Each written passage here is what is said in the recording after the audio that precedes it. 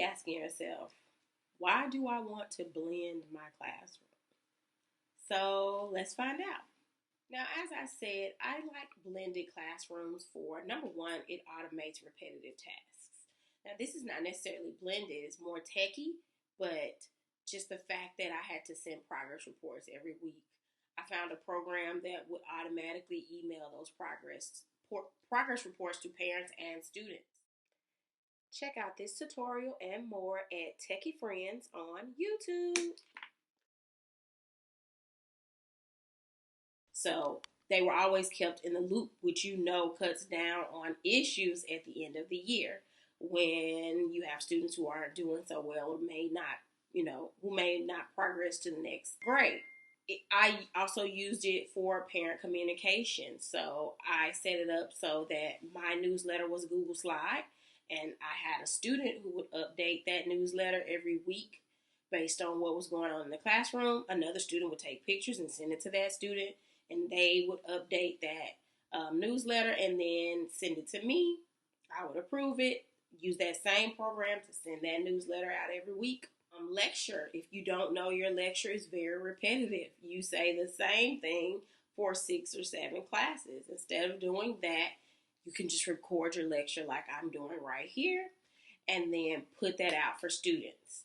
And that way, if a student is absent, if a student is late, if a student just didn't understand, they can watch the video again. You can use that as remediation, or make a better video or a more in-depth video for remediation. To give instructions for attendance. You have to take attendance every day. Instead, you send your kids to a Google form on Google Classroom, hit I'm here or hit their name, submit, automatically populates attendance. So those are some ways that it gets rid of repetitive tasks.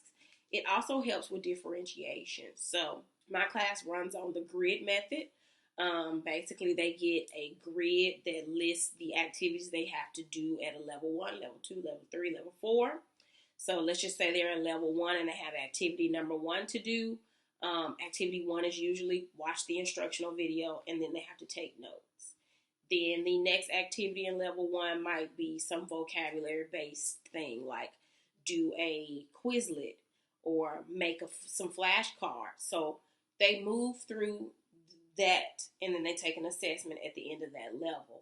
Move on to level 2, which is it gets progressively harder as they move up.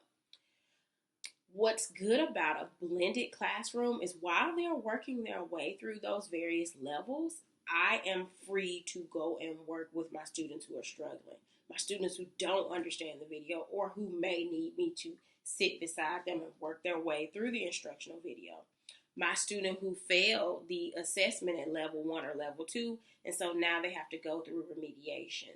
So it just frees up so much time. A staple of my blended classroom is self-paced learning. Why is this great?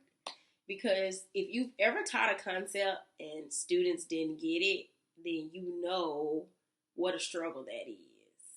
So with a blended classroom and self-pacing, it allows the fast learners to move on to the next activity and your slower or struggling learners to stay with you and work with you and get that kind of one-on-one love.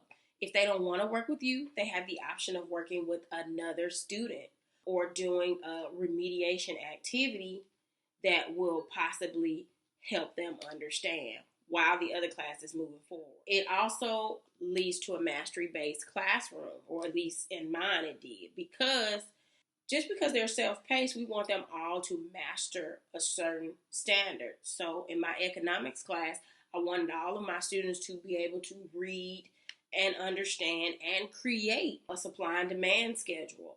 And so that was something they had to do. They had to be able to read 1. That was level 1. And level 2, they had to be able to create 1. And then level 3, they had to be able to explain it to their classmates. And so at each level, if a student failed that end of the level assessment, then I would either pair them with a student who had finished that level and succeeded, or they would know they had to come to the teacher table and we would work together. until they mastered their level.